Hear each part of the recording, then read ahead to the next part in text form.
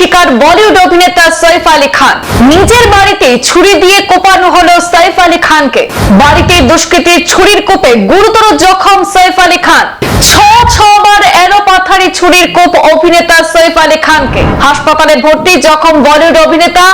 অস্ত্রোপচারে 3 ইঞ্চির একটি ধারালো অস্ত্র বের করা হয়েছে অভিনেতার শরীর থেকে। হামলার ঘটনায় ইতিমধ্যে সন্দেহভাজন 3 জনকে আটক করেছে মুম্বাই পুলিশ। বলিউড অভিনেতা সৈফ আলী খানের উপর প্রাণঘাতী হামলার ঘটনা। নিজের বাড়িতে আক্রান্ত অভিনেতা সৈফ আলী খান। 6বার ছুরির কোপ, যার মধ্যে একটা শিরদাঁড়ার ভীষণ কাছে ছিল। প্রাথমিকভাবে জানা গিয়েছে তাকে ধারালো অস্ত্র দিয়ে কোপানো হয়েছে। হাসপাতালে ভর্তি করানো হয়েছে আহত সৈফ আলী খানকে।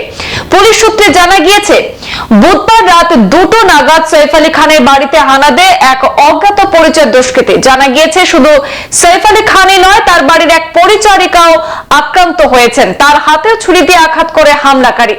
সৈফ আলী খান তাকে থামাতে গেলে ঝাঁপিয়ে পড়ে হামলাকারী এলোপাথারি কোপ মারে তার শরীরে। ডাকাতের উদ্দেশ্যে এই হামলা বলে প্রাথমিকভাবে মনে করছে পুলিশ। এই দুষ্কৃতী সৈফ আলী খানকে ছুরি দিয়ে কোপায় বলে অভিযোগ। তারপরেই জখম অভিনেতাকে ভর্তি করানো হয়েছে মুম্বাইয়ের লীলাবতী হাসপাতালে। 3 ইঞ্চির একটি ধারালো অস্ত্র বের করা হয়েছে। অস্ত্রোপচার করে এবং অজ্ঞাত পরিচয় ব্যক্তির বিরুদ্ধে বান্দ্রা পুলিশ স্টেশনে এফআইআর দায়ের করা হয়েছে বলে খবর রয়েছে।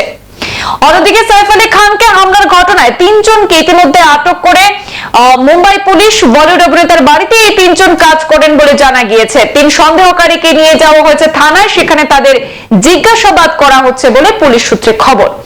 মুম্বাইয়ের বান্দ্রায় সৎগুরু সদন বিল্ডিং নামের একটি আবাসনে থাকেন সৈফ আলী খান।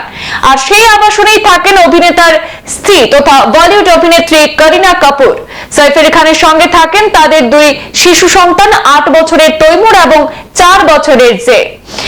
প্রাথমিকভাবে জানা গিয়েছে দুষ্কৃতী যখন সে বাড়িতে ঢুকে সে সময় ঘুমোচ্ছিলেন অভিনেতা এবং তার পরিবারের বাকি সদস্যরা। ঘটনার তদন্তে নেমে পুলিশ সিসিটিভি ফুটেজ হাতে পেয়ে সামনে আসে চাঞ্চল্যকর একটি তথ্য। হামলার খবর পেয়ে সিসিটিভি ফুটেজ খতিয়ে দেখে পুলিশ। প্রাথমিকভাবে মনে করা হয়েছিল যে বাইরে থেকে কোনো চোর ঘরে ঢুকেছিল, কিন্তু সিসিটিভি ফুটেজে দেখা গিয়েছে হামলার 2 ঘন্টা আগেও আবাসনে কাউকে ঢুকতে দেখা যায়নি। এর থেকে অনুমান করা হচ্ছে অভিযুক্ত বিল্ডিং এর ভেতরেই ছিল। জানা গিয়েছে সৈফ যে বিল্ডিং এ থাকেন সেখানে পলিশিং এর কাজ চলছিল।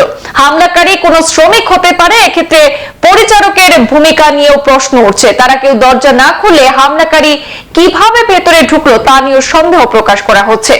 মনে করা হচ্ছে পরিচারক অভিযুক্তকে ঘরে ঢুকতে সাহায্য করেছিল। রাত 2টো নাগাদ তাদের মধ্যে বচসা শুরু হয় আর সেই আওয়াজ শুনেই ঘর থেকে বেরিয়ে আসেন সৈফ আলী খান। হামলাকারী প্রথমে পরিচারকের হাতে কোপ মারে। সৈফ বাধা দিলে তাকে এলোপাথারি ছুরির কোপ মারে অভিযুক্ত। ইতিমধ্যে বান্দ্রা পুলিশ এই ঘটনার তদন্ত করছে। সেই সঙ্গে এই ঘটনার তদন্ত করছে মুম্বাই ক্রাইম ব্রাঞ্চ।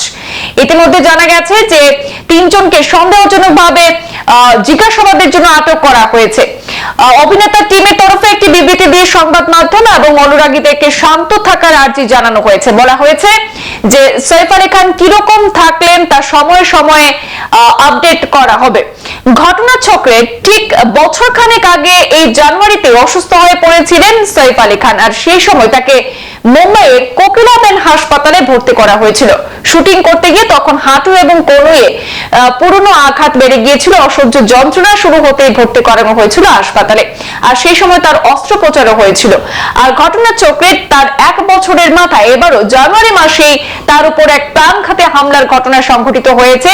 এবার তিনি ছুরির আঘাতে গুরুতরভাবে জখম হয়ে এবার হাসপাতালে ভর্তি রয়েছেন। সংবাদ এই পর্যন্তই। ফিরছি পরবর্তী অন্যান্য আপডেট নিয়ে। সাথে থাকুন। ধন্যবাদ।